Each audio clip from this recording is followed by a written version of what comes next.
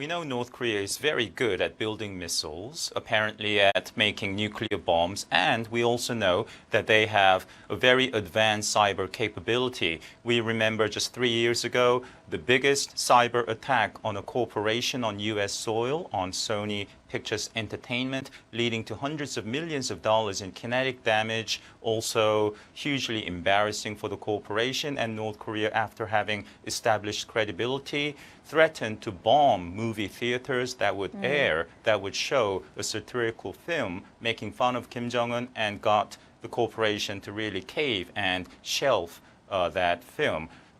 First ever case of a foreign government through cyber terrorism enforcing censorship on America. We also know that North Korea has stolen money. Last year there were reports that $81 million were stolen from the Bangladeshi central bank account in the New York Federal Reserve Bank. So this comes as no surprise. North Korea has hacked South Korean government agencies, the Ministry of Defense, the Blue House, various agencies and banks, so it doesn't come as a surprise, and we have to take North Korea's cyber threat as seriously as its growing nuclear and missile threat.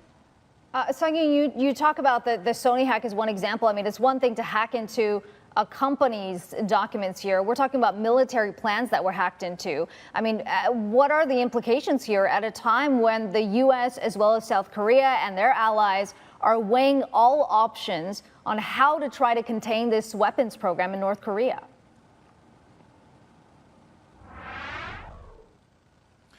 Well, the implications are not so good for South Korea and the United States. I think North Korea's carrot and stick strategy over the past decades, making outrageous threats, taking a mini step back, and getting the U.S. and South Korea to measure their success in relations with North Korea based on that very low standard. Oh, we got North Korea to back off a little bit. Also, the patronizing attitude that we can get North Korea to disarm if we give them a little bit of money and so on. All this approach, these condescending approaches have not been very successful. It's been very successful for North Korea. So, despite the rhetoric, despite the threats and disparaging remarks against Kim Jong-un, what President Trump is doing is not entirely helpful. It's helpful to North Korea because it essentially gives North Korea a free pass to do what it would have anyway with the next nuclear test, ICBM test. North Korea will say this was in self-defense, and that fake argument will resonate mostly around the world. It certainly looks like there's some infighting within the U.S. administration, with Donald Trump saying one thing, his Secretary of State saying another. All of this comes weeks away from President Trump's visit here to the region, where he'll be meeting with leaders in Japan as well as South Korea and China. What are your expectations on that front in terms of the North Korea policy there, and how do you think they actually move the needle in the conversations?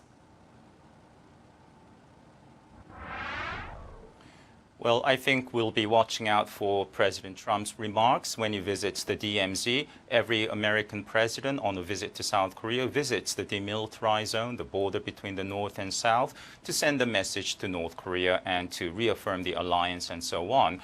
In July 1993, President Clinton, on a visit to DMZ, totally unprompted said, if North Korea builds and uses nukes, it will be the end of their country as we know it. Now, we have seen bluster from both American leaders and, of course, from the North Korean regime. But I think, this exchange of words, war of words, is very unhelpful to the United States and its allies. Because, again, the U.S. is essentially giving North Korea a freebie to go ahead and do something that would be in violation of various laws and UN Security Council resolutions and get away with it.